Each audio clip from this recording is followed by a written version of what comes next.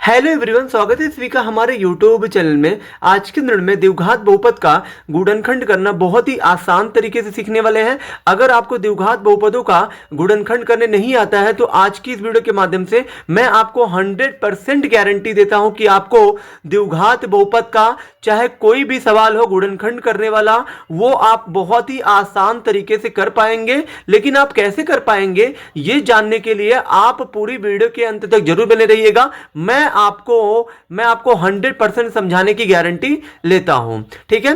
तो यहां देखिए, द्विघात बहुपद पहला नंबर तो होता क्या है ये पहले आपको जानना जरूरी है। तो फिर यहां देखिए, ऐसा बहुपद जिसमें चर की अधिकतम घात 2 होती है उसे द्विघात बहुपद कहते हैं। यानी कि एक ऐसा बहुपद जिसमें चर की अधिकतम घात 2 होती है उसे द्विघात बहुपद कहते हैं, ठीक है। तो यहां देखिए, द्विघात बहुपद ये आपका एक जो बहुपद है, ठीक है। बहुपद कोई भी हो सकता है, ठीक है। लेकिन अगर जो उस बहुपद में चर की अधिकतम घात, जैसे कि यहां पे चर आपका क्या दिख रहा है, एक्स वाला, मतलब एक ही परिवार का चर है।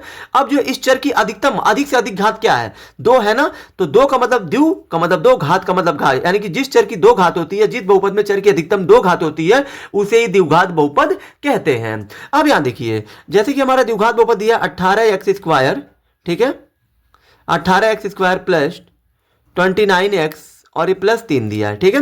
अब यहां पे आपको क्या करना है, द्विघात बहुपद का जब भी आप गुणनखंड करते हैं तो फिर आपको अंतिम पद का गुणा प्रथम पद आपका 18x² है। 18x² में गुणांक क्या है, गुणांक हमारा 18 है, तो 3 का गुणा आपको 18 में करना है। इस तरह का जो भी सवाल रहेगा तो अंतिम पद का गुणा यानी कि अचर पद का गुणा आपको प्रथम पद की संख्या में करना है। तो प्रथम पद में संख्या क्या हमारी 18 है, 3 का गुणा 18 में करिए तो 18 तिया कितना हो जाएगा, 54 हो जाएगा। अब इस 54 का आपको ऐसा 2 गुणनखंड लेना है, यानी कि 54 का ऐसा 2 गुणनखंड करना है जिनको जोड़ने या घटाने पर 29 आ जाए, ठीक है। तो क्या 54 का हम लोग 2 गुणनखंड 27 और 2 ले सकते हैं। गुणनखंड का मतलब क्या होता है, जैसे कि मान लीजिए 54 का हमने 2 गुणनखंड ले लिया 27 और 2, 27 से अगर इस 54 में भाग जा रहा है तो 27 54 का गुणनखंड है, तो 27 से 54 में भाग देंगे 2 बार में जाएगा, तो ये यानी कि 27 से इसमें जो भाग जा रहा है यानी कि 27 इसका गुणनखंड है। 2 से भी 54 में अगर आप भाग देंगे तो 27 बार में जाएगा, यानी कि 2 भी इसका जो है गुणनखंड है, यानी कि ये दोनों ही आपके 54 के गुणनखंड है। तो क्या 54 को जोड़ने या घटाने पर 29 मिल रहा है कि नहीं मिल रहा है, तो फिर अगर आप 27 और 2 को जोड़ेंगे तो कितना आ जाएगा 29, और अगर आप 27 में तो 2 घटाएंगे तो आपका कितना आ जाएगा 25। लेकिन हमें जो है 29 लाना है, तो 29 कैसे आएगा, जोड़ने पे कि घटाने पे। तो फिर यहां पे आप देख सकते हैं कि 29 हमारा जोड़ने पे आ रहा है, यानी कि ये पहले पद को आपको ऐसे ही लिख देना है और प्लस यहां पे आपको क्या करना है, यहां पे ये 29 है ना, 29 के लिए आप क्या करिए, 29 लाने के लिए हमने जो 54 को किसमें तोड़ा है, 27 और 2 में। तो यहां पे 27, ठीक है, और 2, 27 और 2 को जोड़ने पे क्या करने पे 54 आएगा, तो जोड़ने पे 29 आएगा। अब ये 29 के साथ x है तो इन दोनों के साथ भी क्या रहेगा, x रहेगा, और ये प्लस 3 है तो 3, यानी कि 29x को हमने तोड़ दिया 27x प्लस 2x में। अब ये टोटल पहले था 3 पदों में 1 2 3, अब ये 4 पदों में टूट चुका है।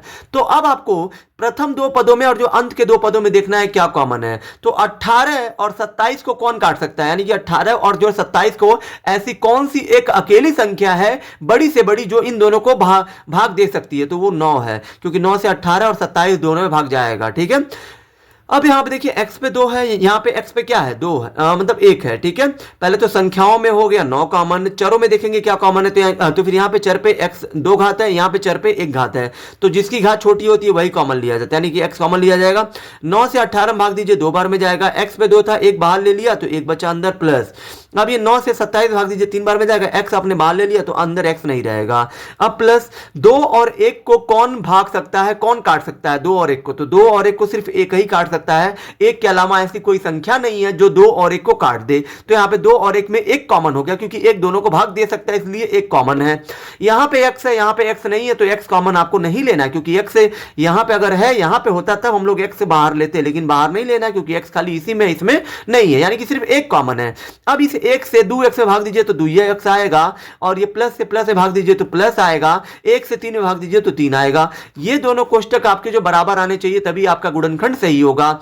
और जो है ये दोनों आपके बराबर है तो इन दोनों में से आपको एक को लिखना है, यानी कि 2x प्लस 3, और जो दूसरे क्वेश्चन में आपको इसको लिखना है 9x और ये प्लस 1 है तो 1, और जो है यही आपका इस प्रश्न का क्या होगा, उत्तर होगा। आई होप कि आप सभी को ये वीडियो बहुत ही ज्यादा पसंद आई होगी। अगर आप हमारे चैनल पर नए हैं तो हमारे चैनल को लाइक, सब्सक्राइब और शेयर जरूर करें, जिससे आने वाली वीडियो की नोटिफिकेशन आपको मिलती रहे।